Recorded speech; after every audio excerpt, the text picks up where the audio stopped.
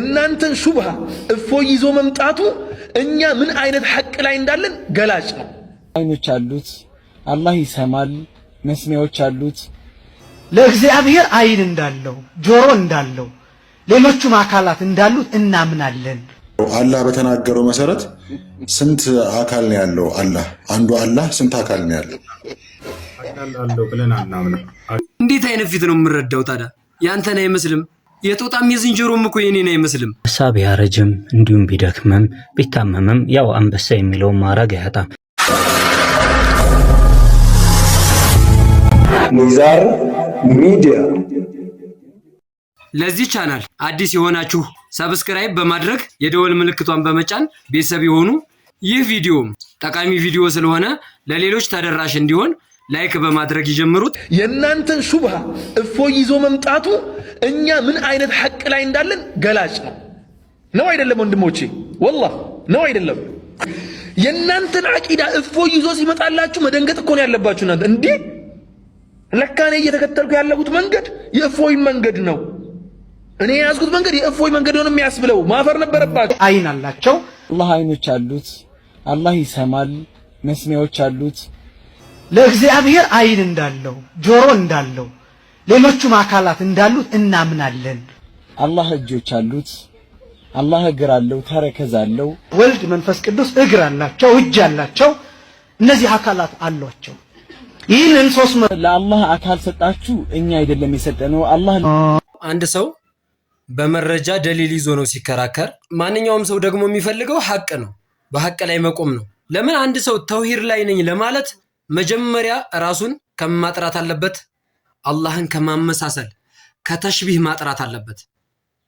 አላህን እያመሳሰሉ እንግዲህ ማነው ማፈር ያለበት? ቪዲዮውን እንደሰማችሁት ነው እንዳያችሁት ማፈር አለባችሁ እያለን ነበር ሙአዝ። መጀመሪያ ማፈር ያለበት ማን ነው? ሁለቱም የተለያዩት የእፎይን እምነት ይዛችሁ መጣችሁ አለን። የእፎይን እምነት በሚገርም ሁኔታ ይዘው የመጡት እነሱ ናቸው። ለምን? እኛ እኮ በአካል ተገልጿል፣ የምናመልከው በአካል ተገልጿል፣ አካል አለው፣ ስለዚህ አናፍርበትም ብሏል እሱ። ሁለቱም ምንድናቸው? ዘሴም ናቸው፣ ተመሳሳይ። ማን ነው የእፎይን እምነት ይዞ የመጣው? ማነውስ ማፈር ያለበት? ማን ነው እስኪ ከሰለፍ አላህን በተሽቢህ ባህሪ የገለጸው? በማመሳሰል ለአላህ አካል በመስጠት ማን ነው የገለጸው? ለዛም ነው የምትገዙትን ጌታ ገና አላወቃችሁትም የምንለው። እነዚህ ሰዎች እኛ ጥላቻን ለመስበክ አይደለም፣ ወይም ሰዎች በእነሱ ላይ እንዲነሱ አይደለም። ወላሂ ይህን ቪዲዮ አንድ ሰው ሲሰራ መስራት ያለበት እውነትን ለማጋለጥ እንጂ ከማንም ውዴታ ፈልጎ ድጋፍን ፈልጎ መሆን የለበትም። ነገ ሁላችንም አላህ ፊት ስለምንቀርብ ስለምንጠየቅ፣ እኔ ስሰደብ ነበር ምን ታደርጋላችሁ ስለምንባል ማለት ነው። አብዛኞቹ ደግሞ የሚያጠምቋቸው ወንድም እህቶች አረብ ሀገር ላይ የሚገኙ እህት ወንድሞች ናቸው። እንዳጋጣሚ ቁርአን ካልቀራ ወይ ቁርአን ካልቀራች ኦንላይን ቂራአት ትጀምራለች በእነሱ ስም። ከዛ ዘው ያጠምቋታል።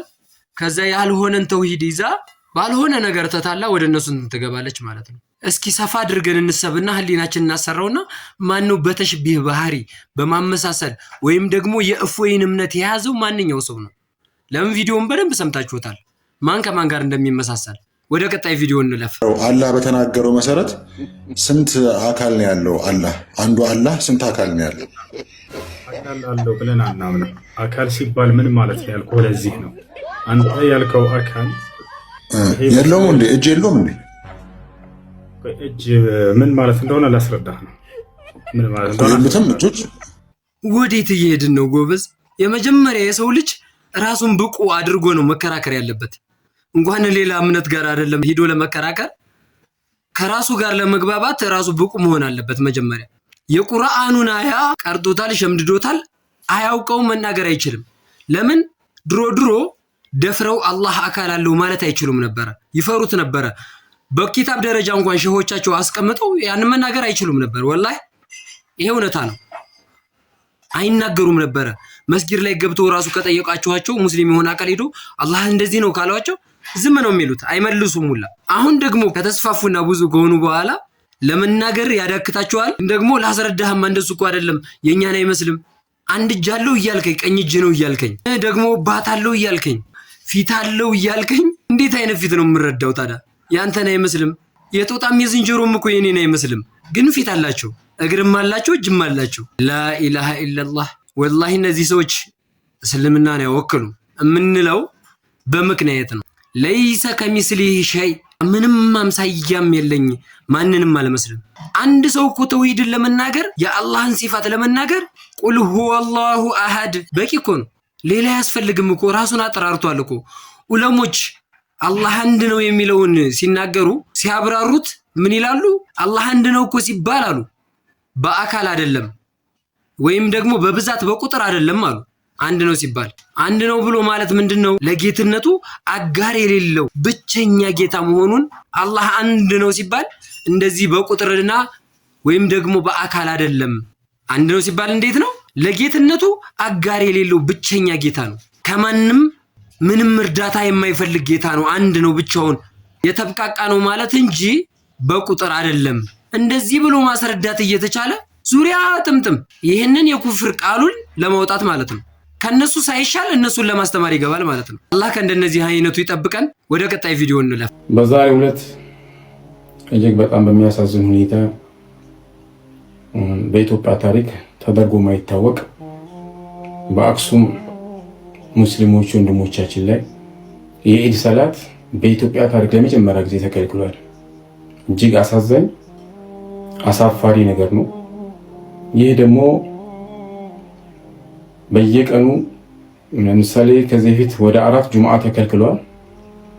ካሁን ይስተካከላል እያል የጁምዓ ሶላት ሲገርመን ኢድ ሶላትም በታሪክ ለመጀመሪያ ጊዜ አክሱም ላይ አልተሰገደም። ሁላችንም እጃችንን አጣጥፈን ተቀምጠናል። አሁን ላይ እኛ ስንበላ እነሱ ተሳቀው፣ እኛ ስንስቅ እነሱ አልቅሰው ነው የዋሉት። የኢድን ሶላት አለመስገድ ምን ያክል ከባድ ነው ወንድምቶች። ግን ደግሞ ከ60 ሚሊዮን በላይ ሙስሊም ማህበረሰብ ባለባት ሀገር ላይ የጁምዓው ሲገርመን ኢድ ሶላት ሳይሰገድ ነው ያለፈው። ፍትህ ልንጠይቅላቸው ይገባል መልስ እስከምናገኝ ድረስ። መጅሊሱም እጁን አጣጥፎ በሚሰጠው ትንሽ ሽርፍራፊ እጁን አጣጥፎ ተቀምጧል። ምንም ጥያቄ ጠይቆ አያውቅም። ህዝቡ ብቻ ነው የሚጮኸው። የሙስሊሙ ወኪል ተብዬ የለም። እንዳይሰማ ሆኖ ነው እንደሞተ ሰው የተኛው ማለት ነው። በዚህም አጋጣሚ ሙስሊሙ ወኪል እንደሌለው ሊያውቅ ይገባል እና ኢንሻአላህ ከመጅልስ ጀምረን እየተሰራ ያለውን ግፍ ማጋለጥ ይኖርብናል። ራሳችን ወኪል ሆነን የሙስሊሙን እንባልና ብስ ይገባናል። ወደ ቀጣይ ቪዲዮ እንላ። አንበሳ ቢያረጅም እንዲሁም ቢደክምም ቢታመምም ያው አንበሳ የሚለውን ማዕረግ አያጣም። እኚህም ታላቅ ሼኽ ልክ እንደዛው ናቸው። የፈለጉ ቢደክሙም አንበሳ የሚለውን ማዕረግን አያጡም። እኚህ ታላቅ ሼኽ አፍና ሐያተሁም ፊ ኺድመቲ ዲን ወመሐረበት ልባጢል እስልምናን ሲቀደሙ የቆዩ ታላቅ ዓሊም ናቸውና እንደው ይህ በዓል እንደዚህ አይነት ታላላቅ መሻይኾቻችን የሚፈረጁበት አላህ ጀለ ወዐላ ያደርግ። ታላቁ ኢማም ሼኽ ጧሃ ሃሩን መታመም ነው። ከረመዳን ጀምሮ ያው መታመማቸው ይታወቃል። መታመማቸው ያው የዛሬ ጉዳይ አይደለም፣ ግን ደግሞ አሁን ላይ እየባሰባቸው ሄዷል። ሼኽ ጧሃ ሃሩንን ማያቅ የለም። አንዋር መስጊድን አንዋር አድርገውት እንደስሙ በሶለዋት አድምቀውት በተሰረቅራቂ ድምጻቸው የአላህን ቃል ከፍ አድርገው አንዋርን እንደስሙ አንዋር አድርገውት የኖሩ ታላቅ ኢማም ናቸውና የዑለሞች ህመም ለኡማው ህመም ናቸውና አላህ አፊያቸውን እንዲመልስላቸው ሁላችንም ሊላሂ ተዓላ ብለን ዱዓ እናድርግላቸው። ከፊት ቁመው በአላህ ላይ የሚያጋሩ አካላትን ሲታገሉ የነበሩ ወደ ኋላ የማይሉ ማንንም የማይፈሩ ሐቅን ለመናገር ወደ ኋላ የማይሉ ታላቅ ዓሊም ናቸው፣ እናውቃለን ሁላችንም። ዛሬ ደግሞ እንደምታዩዋቸው በሰው ተደግፈው እየሄዱ ነው ያሉትና ሁላችንም ወንድም እህቶች በዱዓችን አንዘንጋቸው ነው የምለው። ወደ ቀጣይ ቪዲዮ እንለፍ። ሰለፊያ ወንድሞቻችን ነው የሚለው እነመል ሙእሚኑና እኽዋ ብሏል አላህ። ሙእሚኖች ወንድማማቾች ናቸው ብሏል። እነሱ ሙእሚን ናቸው፣ ሰለፊዎች ሙስሊም ናቸው። የሆነ ቢድዓዎች የነቢዩን ስራ የመቀየር ማሻሻል አስቀያም ቢድዓዎች ቢኖሩ ሼህ መነል ከሪም ያሉትን ሰምታችኋል። ትልቅ ሼህ ናቸው፣ ታላቅ ዓሊም ናቸው። እንወዳቸዋለን፣ እናከብራቸዋለን። ግን ማንም ደግሞ ድንበር ሲያልፍ ዝም አንልም። ከሐቅ ጎን ነው የምንቆመው። ከሱፍያነት ማፈንገጥ አይደለም። ወላሂ እኔ ኑረዲን 100% 1% ሳልጎል ምርጥ ሱፍያ ነኝ። ሱፍያ የሱፍያ ልጅ ነኝ።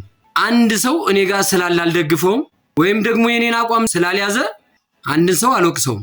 ስጠላው በስራው ነው፣ ሳከብረውም በስራው ነው። ውሸት የሆነን ቃል ሲናገር ከማጋለጥ ወደ ኋላ አንልም። ይህ የሙእሚን ባህሪ ነው። ይህ የሰለፎች ባህሪ ነው። ይህ የነብያት ባህሪ ነው። የነብያት መንገድ ይህ ነው። እውነታን ሲይዝ መደገፍ፣ ውሸትን ሲናገር ደግሞ ያን ሰው መገሰጽ ነው። በኢማሙ አልይ ንግግር እንጀምራለን። ሰርጅኡ ቀውሙን ሚን ሀዚሂል ኡመቲ እንደ ቂራቢ ሰዓቲ ኩፍረን። ወደፊት የዓለም ፍጻሜ እየቀረበ በሄደበት ሰዓት ሰዎች ወደ ኩፍር ይመለሳሉ። አላህ ይጠብቀንና ወደ ኩፍር ይመለሳሉ እያሉ ያሉት ካፊሮችን አይደለም፣ ከሃዲዎችን አይደለም። አማኝ ሆነው ወደ ኩፍር የሚመለሱ አሉ እያሉን ነው። ከዛም በማስከተል ምን አሉ? ዩንኪሩ ሐሊቀሁ ፈየሲፉነሁ ቢልጅስሚ ወለአዕዷ። ክህደታቸው ደግሞ ጌታቸውን በጅስም በአካል መግለጻቸው ነው አሉ። አላህም በጅስም በአካል በመግለጻቸው ብቻ ወደ ኩፍር ይገባሉ ማለት ነው። ስለዚህ ሸሆቹ ሙስሊም ወንድሞቻችን እያሉ ያውም ሰለፍያ ብለው፣ እነዚህ ሰለፍያ አይደሉም ሰነፍይ ናቸው። እነሱ እነዚህን የኩፍር ቃላቸውን እንዲጥሉ በር ለመክፈት እና ተገን ለመሆን ባይሞክሩ ጥሩ ነው ይመስለኛል። ከእርስዎ ብዙ እንማራለን። ታላቅ አሊም ናቸው፣ እናከብረዎታለን። ግን ደግሞ እኛ እነሱን ወንድም ብሎ መቀበል፣ ድንገት እሳቸው ከተቀበሉ መብታቸው ነው፣ ይቀበሉ። እኛን ግን ተቀበሉ ብሎ ማለት ጤነኝነት አይመስለኝም። እኔ እንደራሴ ነው።